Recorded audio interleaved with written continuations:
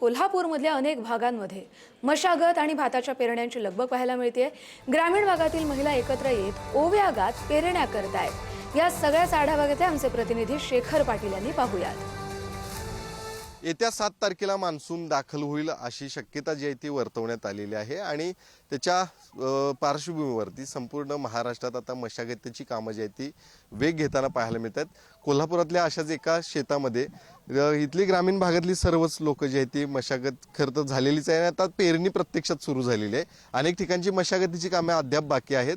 अनेक शेतकरी हवामान खात्याचा अंदाजाचा त्या ठिकाणी वाट पाहत असतात आणि त्या अंदाजानुसारच या ठिकाणी पेरणी करत असतात।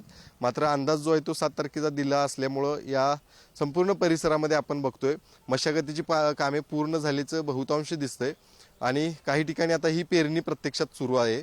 खरं तर पावसाचा अंदाज कधी दिलाय?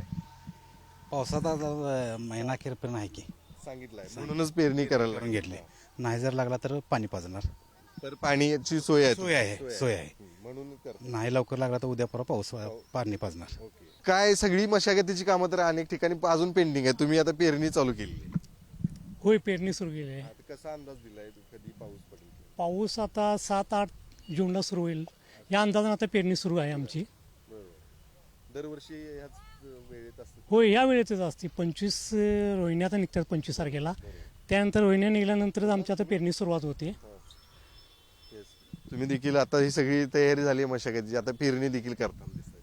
पेरणी करण्याचं कारण म्हणजे पावसाचा हवामान लवकरात लवकर मान्सून हवामान दाखल होईल असं सांगितलंय, पण अजूनपर्यंत पावसाचा काय अवकाळ कमी आहे। समुद्रावर कमी दाबाचा पट्टा असल्यामुळं लोकांची लगबग चालू आहे पेरणीसाठी।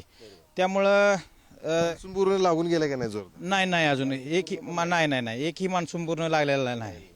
त्यामुळं आता पावसाची वाट बघत बसायचं, फक्त कधी लागणार काय लागणार ह्याची काही गॅरंटी नाही। पण शेतातली कामं आवरून घेतलीत।